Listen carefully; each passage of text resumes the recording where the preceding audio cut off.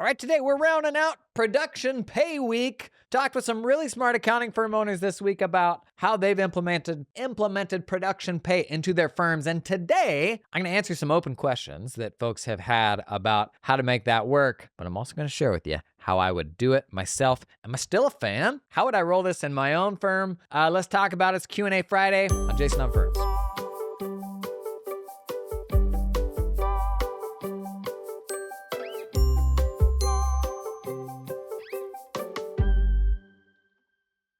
First off, thank you to the very smart people who let us pick their brains this week. I learned a bunch more about it. I found more things that I like about it. Found a bunch more things that I don't like about it, honestly, as well. And whether you come out of this week like, yeah, this is the thing for me or not, I think we can all agree we have a much more informed perspective of how this stuff actually works in practice. You always worry about, all of us, when we take a stance, we do something a little different. It can be easy to rush to the rescue of that and be like, no, this is the only way. But I actually feel like we got some pretty real, transparent information this week, particularly when it's coming from a software brand where it's like their platform is built on the notion that that's the right way to do something. It's hard to call that thought leadership. It's definitely telling you how to do something a certain way, but is it free of influence? That's why I like going straight to practitioners, not folks with partnerships with other brands. Give me the real answer.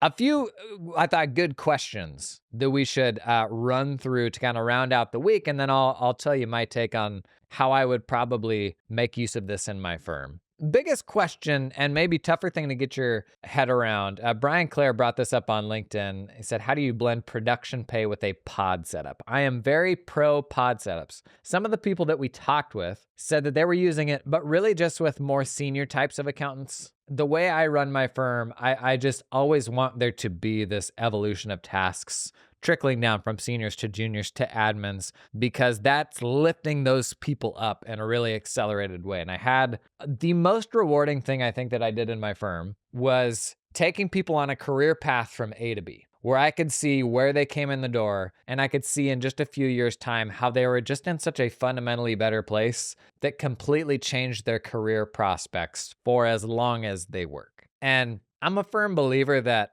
happens the more you can accelerate the flow of tasks through your team. One person's trivial tasks is a great opportunity to upskill somebody else. And I just need that to be embedded in my firm at its core, which means very intentionally designed pods that have seniors and juniors and admins supporting them, a tremendous amount of support. I come from old school accounting firms where the notion of having an assistant was unthinkable, like a very hoity-toity sort of thing that you would never imagine. I'm full the other end of the spectrum, where not only do I need an assistant, if every member of your team has what is akin to an assistant, then as soon as they get a task that is beneath them, they have somewhere that they can put it. And along the way, you're teaching them the skill of delegation, which so many of us are blocked on, because you don't just get out of bed and learn how to delegate stuff and communicate with another human being, set clear expectations. But by giving them someone who can help, you're upskilling that junior faster, and you're teaching the senior the skill of delegation. Matthew Patrick actually jumped in on this thread and shared, said, we operate in pods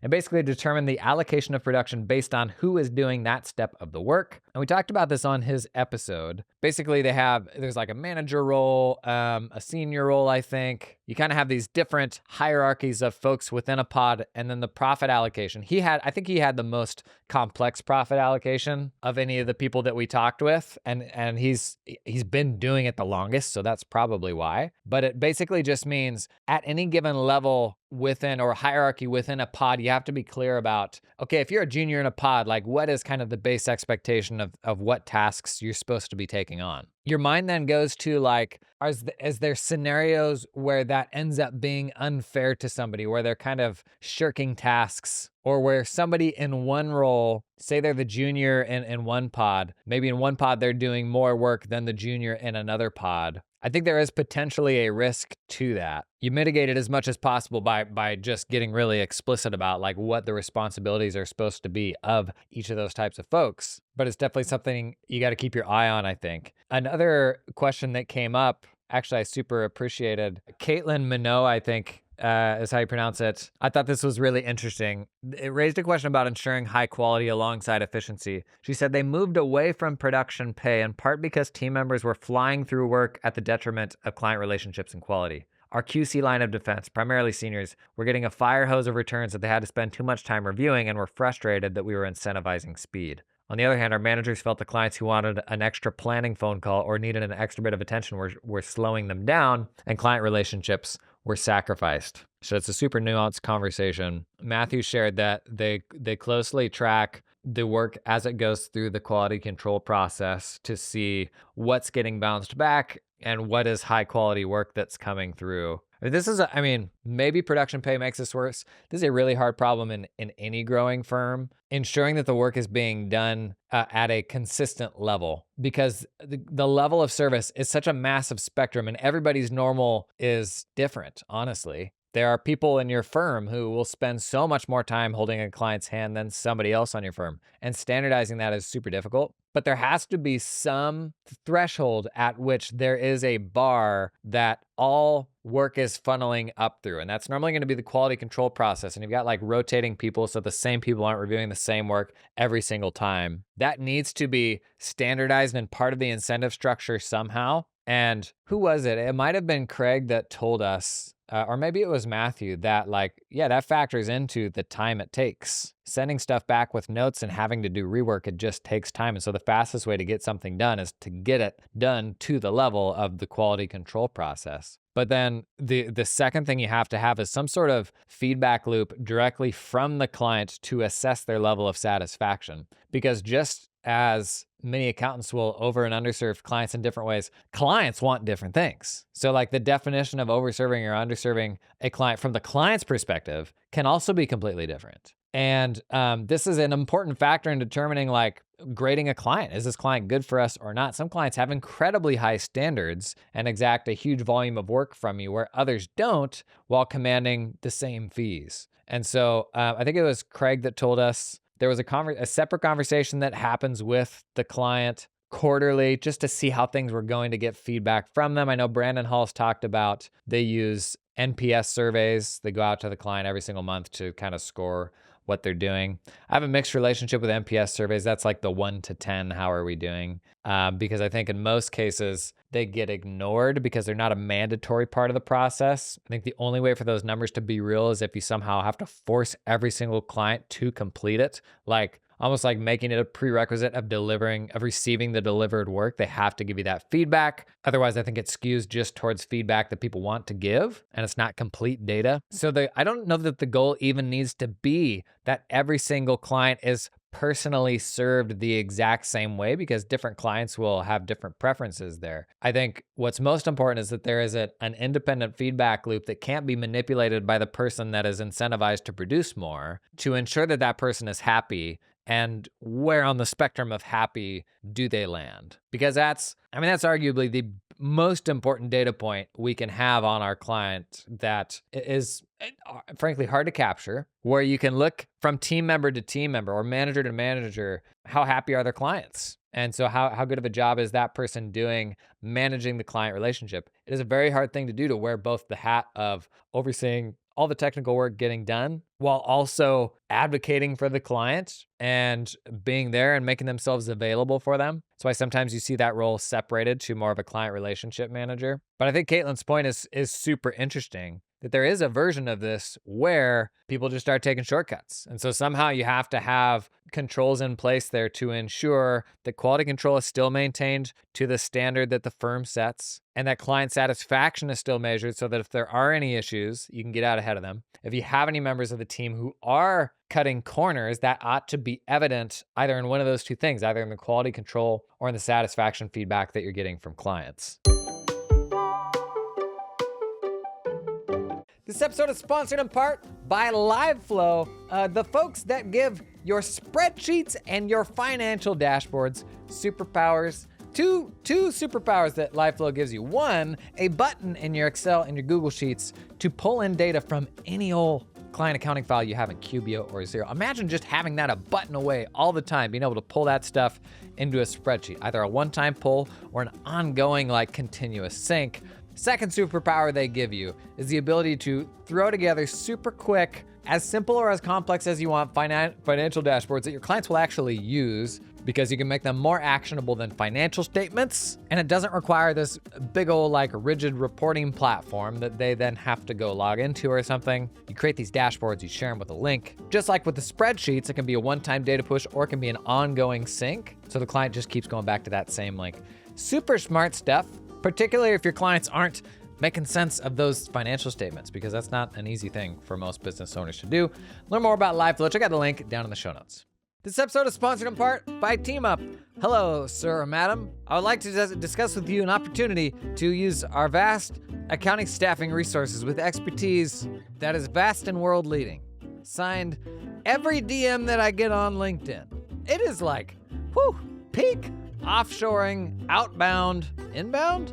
Accountants are inundated with everybody and their mom offering some sort of offshore solution for getting accounting work done. If only it were such a nice, easy silver bullet, right? Here's the thing, gang. I don't know how to make heads or tails of virtually any of it, but what I do know is that there are two groups that were heavily recommended to me and are the only two groups that I run sponsorships for. And we continue to run sponsorships for them because we're sending a bunch of people to them, like it is working. That's why these companies continue to buy ads on my channel. And so very often I run into listeners who use these services, and I stop and I say, how was it? Was it good? Was it bad? Tell me everything about it.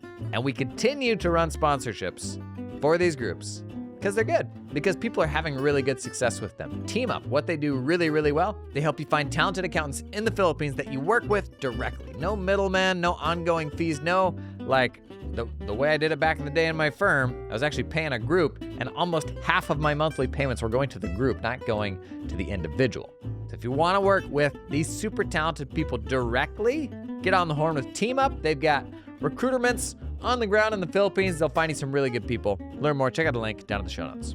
You know, it's any weird kind of different strategy we talk about, like scheduled work or production pay. They so much come down to, and Caitlin called this out. She said it's such a nuanced conversation. They so much come down to the details of how you get it right. And sometimes that even looks a little different team to team and client base to client base. For every good idea, there's a really bad version of it where it's not implemented right and people hate it and it probably falls apart. And I'll be totally honest with you. This, to me, as a practitioner, is the value of really nuanced conversations like we have on this podcast, not the fluff 10,000-foot view that I think you still get from the vast majority of vendor content, where they have one accountant in, and it's like a rah-rah thing, like showing off this cool, impressive thing that the accountant does, but it never really gets beyond surface deep. To me, this is the value of communities, of meeting other people who do the stuff that you do and have a willingness to have nuanced conversations. Like Matthew Patrick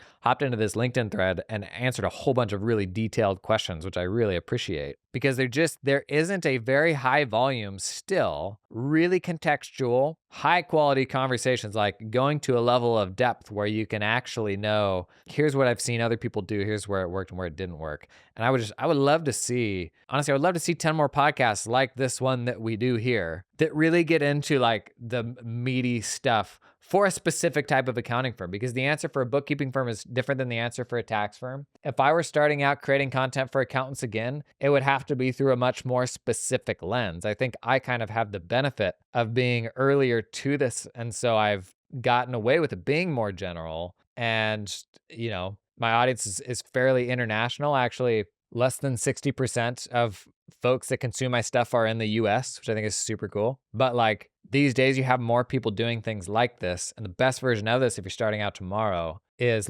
for solo tax people or for bookkeeping only firms. It's just a much more specific version so that you can have these really nuanced conversations with the big goal of shortening the path to something that works great for your firm. That's kind of the goal at the end of the day, is not having to be on this 7-year arc or this start stoppers, get halfway into a thing and then pull the plug, get as much information about it as you can ahead of time, and learn from what all the other people have already done wrong, because nothing that we're doing is so novel that we can't still steal ideas from other people who have done the same that will save you so much headache and years of just going down the wrong path. That is the ultimate upside of greater transparency in how everybody works and having these conversations. Last point that I thought was interesting that somebody shared with me over DMs. It was somebody who runs a firm that does production pay. They said the biggest pushback they have seen as they have conversations about this with other firm owners is that firm owners don't think employees will react well to that lack of stability. And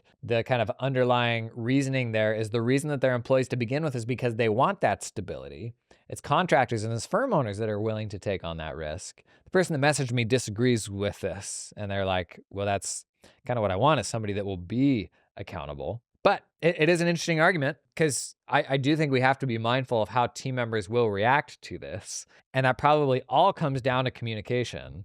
They need to feel like they have control over the process. Like if the rug's pulled and they lose a bunch of clients and there's nothing that they can do, you can see how that puts them in a bad spot, and that could be a scary possible scenario. And I think you also have to show them, like, what's the track record? Like, had we implemented this earlier, what would that have looked like for you? And what are the possible timelines going forward? Like, you kind of have to paint that picture for them, because I do think almost inevitably there will be some trepidation when you put this in front of your team. And that's reasonable, because they are like, there's a lot of truth to this statement that they're employees because they appreciate that security. And, maybe this is just the version of me talking that is entrepreneurial. And so maybe I was never wired as an employee from the beginning. Maybe that's why this whole idea is attractive to firm owners, because we weren't wired the way that those people were when we were employees. You know how frustrating it was to look to your left, look to your right, and see that you're outperforming the people around you, but the traditional salary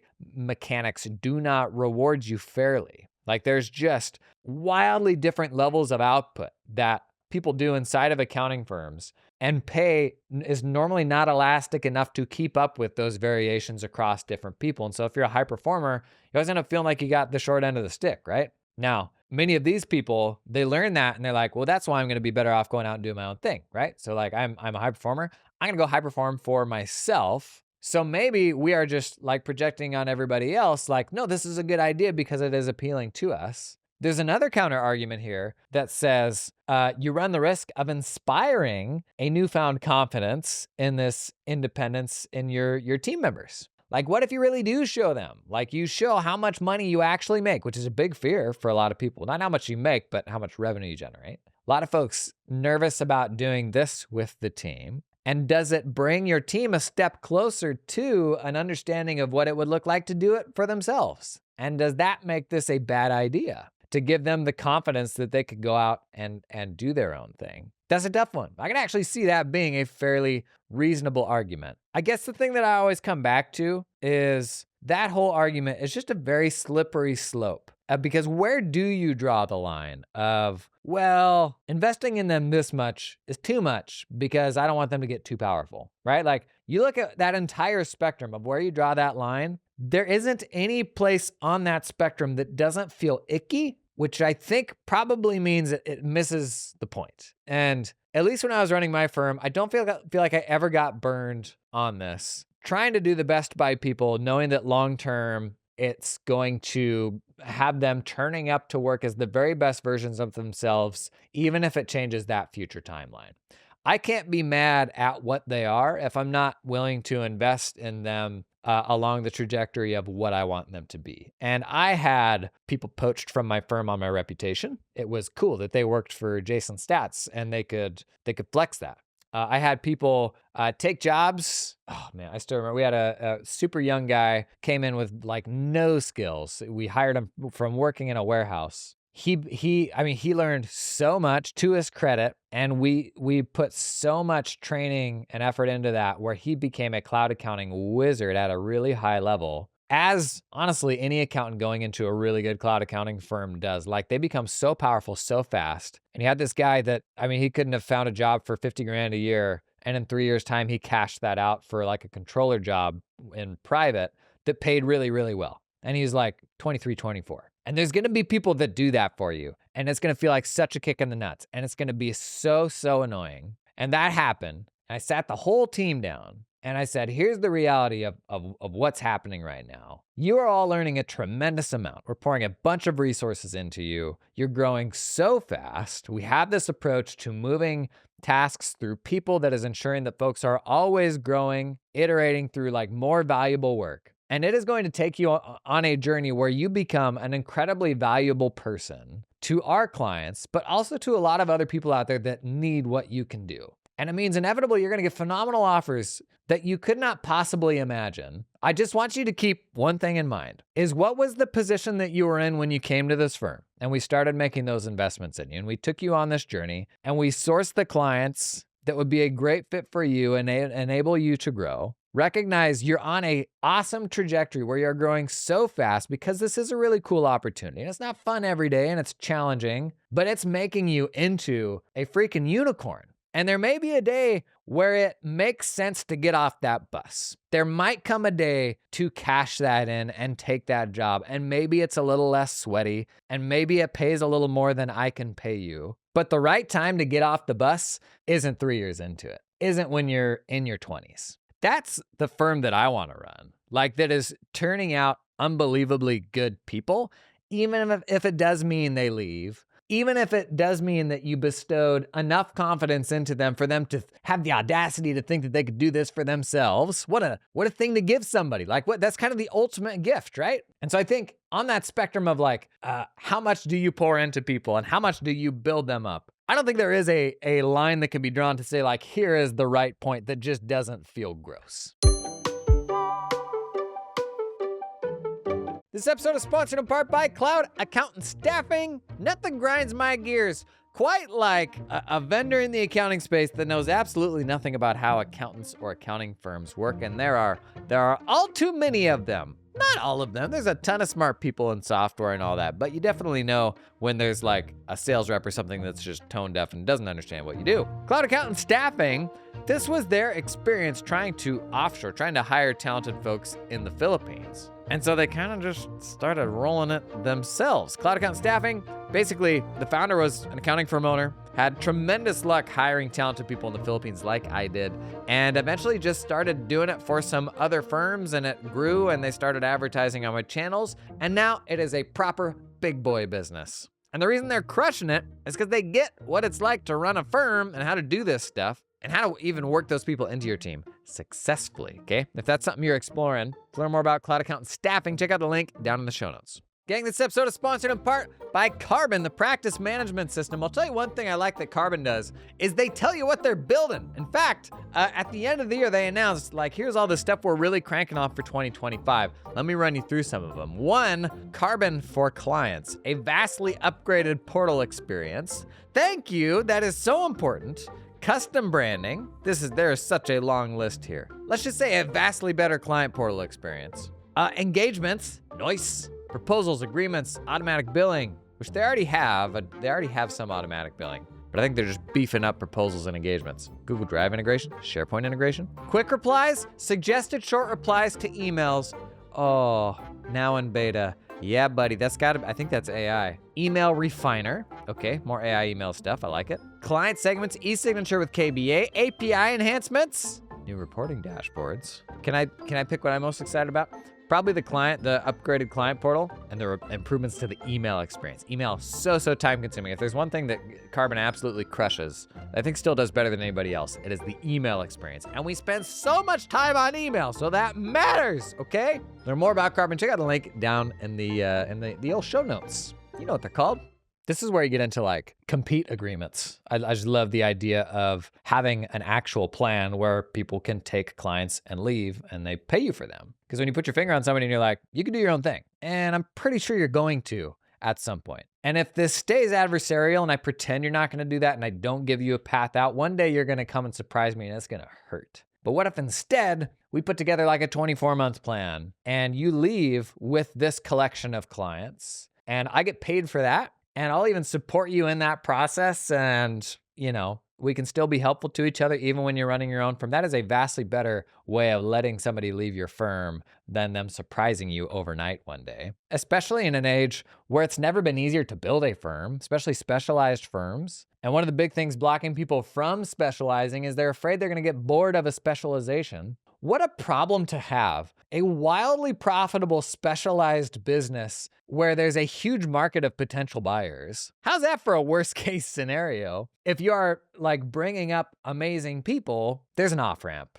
there. Like find a way for them to take some of your clients and get paid for them. But instead we're like making people sign non-competes, right? Which I don't know, it just seems dumb to me. Okay, production pay. What would I do? Let me just put a big ol' asterisk on this to say, everybody you just heard from this week is more informed than I am on doing production pay because I haven't done it. And so it's very easy for me to sit back and like cherry pick, I like this, I like that. Reality is I haven't done it. So I like my take on this, honestly, shouldn't be all that important, but I can tell you, having gone through that week, kind of where it lands with me. I would definitely do it in a pod structure. Like that's just too foundational to how I want to run my accounting firm. I like what Matthew Pachter talks about, where you basically define the roles and the responsibilities of each level of hierarchy within a pod, and then there's a percentage allocation of production that goes to each of those roles within a pod. If I made a change here, I would potentially reserve production pay to just higher levels of hierarchy within that group.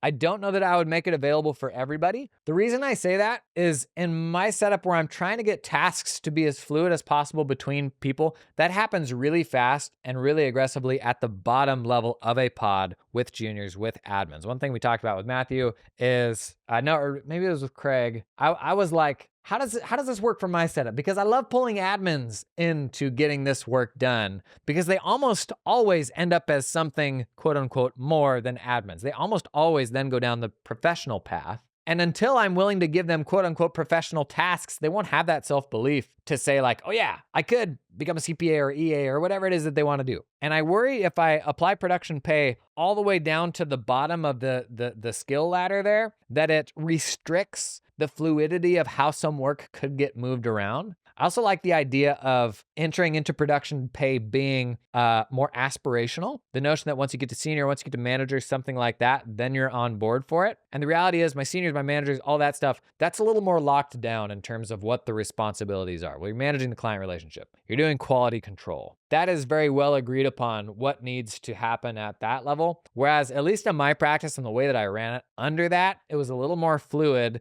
just because we were just trying to throw at people whatever stuff they could do. And that I think was a good thing because it was pushing them to do more and to learn more skills. Again, let me just put that giant asterisk on that to say any deviations that I offer here, it's not coming from a place of having done it. So it's not really fair for me to point my finger at other people who are actually doing it and being like, no, this is wrong.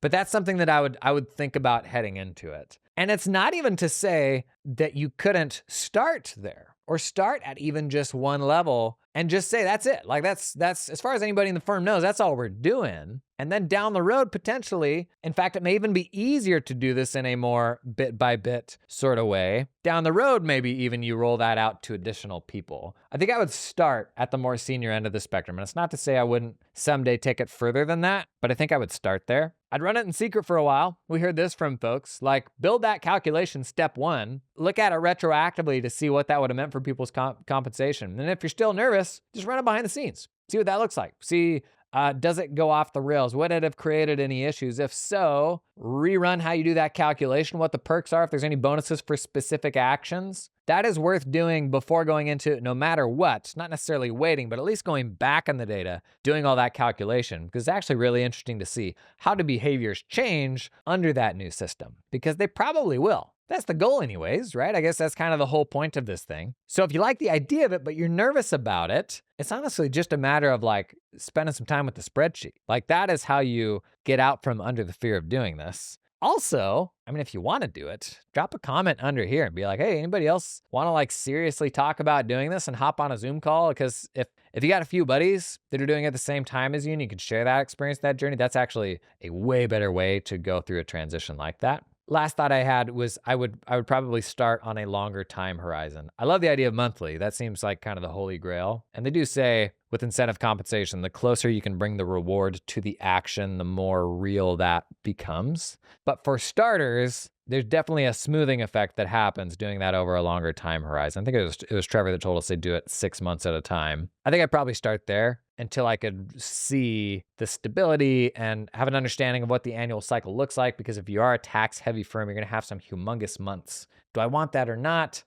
Similar to starting with production pay, just with my more senior folks, I think I'd probably start there, and I'm going to learn a whole bunch by doing it, right? And that's the real goal. Is I'm going to know so much more when I then make those subsequent decisions. At that point, I'll be better equipped to be able to make those calls. This came up a couple times this week. This is a great advertisement for PASBA. PASBA, we'll put a link to that in the show notes. Both Matthew and Craig are PASBA members. I think they each share that, and PASBA kind of has a secret sauce to how they say you should run your accounting firm and production-based pay, and that formula is one of them. And they've been very generous to kind of share how they approach that with us. But I mean, if you're looking for a community of folks that are leaning into this pretty hard, that exists, like they're doing that in PASBA. But don't let that stop you from finding your own folks, from posting a note down below, asking around, see if anybody wants to go through that journey with you. This was super fun. This was a killer week. Like I said, whether you're super bought in or not, if you made it through this week, I can tell you you're more informed than 98% of accounting firm owners on how this stuff actually works in practice.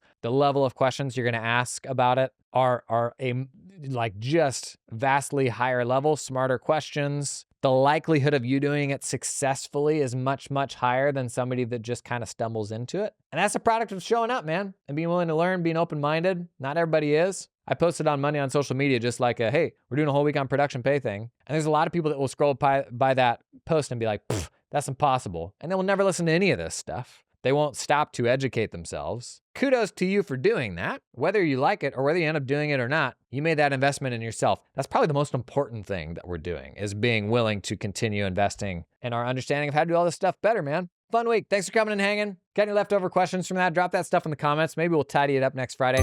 I'll see you there.